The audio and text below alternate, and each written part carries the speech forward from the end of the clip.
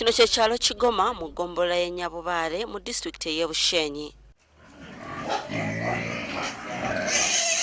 Ku bantu be boogerako abalina ke beekoledde mu kitundu kino mwe muli omusajja ono Magezi Mawanda, omulimi nga kati alina emyaka 52.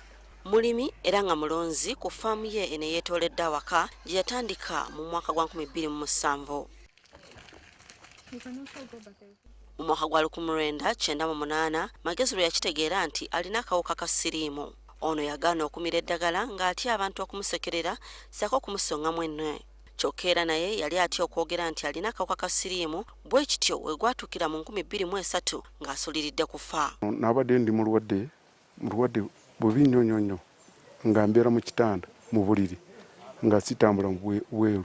Abasawo okuva mu ddwaliro lya Ishaka be bajja nga banoonyereza abantu abalina obulwadde bwa mukenenya okubateeka ku ddagala. Bamutwala mu ddwaliro era ne bamujjanjaba emyezi 3. Naye awo kati ne batandika okumpa eddagala amakerenda ne bampa n'emmere eno eri pakiti.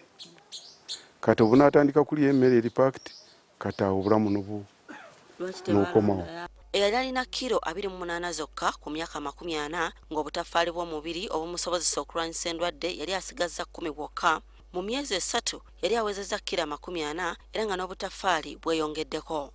Agamba nti buli lwe baagendanga mu ddwaliro okufuna eddagala nga babawa amagezi okutandika okulima. Kino kyali kyakubayamba okufuna ekyokulya n'okufiissaawo kye babeera batunda. Era naye amagezi yagatwala era okuva olwo taddanga mabega.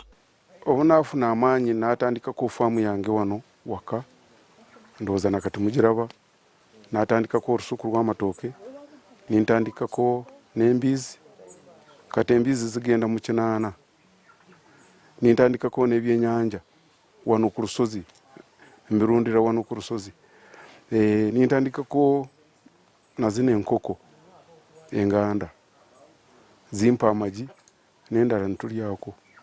Okuva olwo azze abudaabuda abantu abalina akawuka ka mukenenya naddala abeekubagiza nga babuulira ye gy'ayise, kyagamba nti kizizzaamu bangi amaanyi. Faamu yange nfunamu ssente, abaana bagenda ku ssomero, sitawanyisibwa fiizi.